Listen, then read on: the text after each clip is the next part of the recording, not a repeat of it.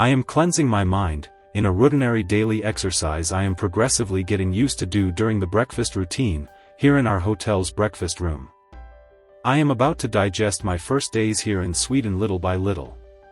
A lot has happened since we arrived and actually not much. I am here sat alone, under some dim morning fluorescent lights because outside it is grey and rainy once again.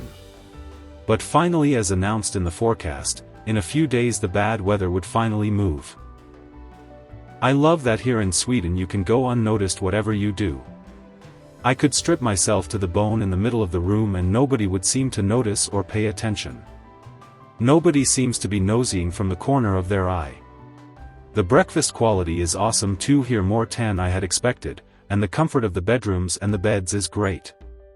The heating is already working because outside has started to be cold. It's a good thing that beds are well equipped with warm and cozy bedspread.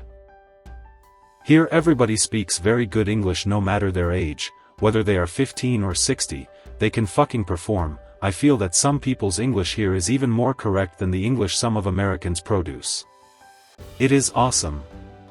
Undoubtedly, Sweden is a place unlike any other I have visited. Life in Sweden is almost a different mindset somehow. A different conception of things for good or bad. I wonder how the Swedish summer feels, beside the lakes and in traditional houses. I have even read about it.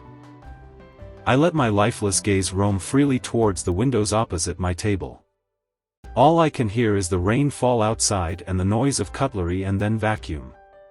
I value these moments alone. With Radberg or any other person beside I wouldn't be able to order my mind or run over the pages of my mind diary.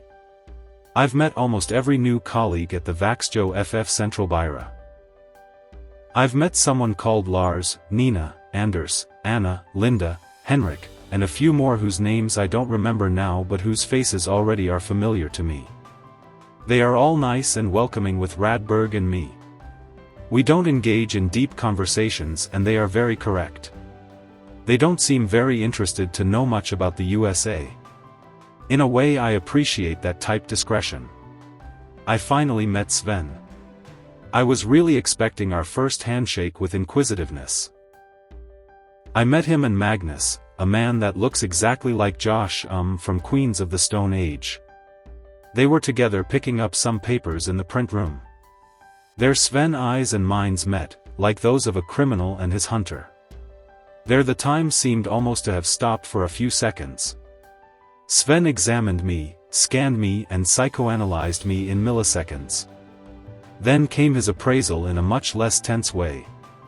He smiled and pat my shoulder as a gesture of approval. It was precisely Sven, almost the only colleague that would want to go into deeper conversations about things. I noticed a thick curtain displayed in between Magnus and Sven and the rest of the office working staff. But it was something almost unnoticeable.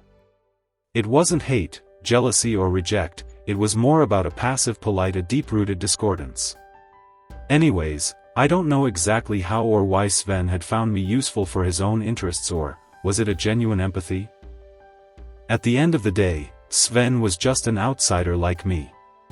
An outsider recognizes an outsider, I guess. I don't know if I should feel proud and pleased or just the other way round for enjoying Sven's favor. Radberg, you know, he didn't enjoy of Sven's favor.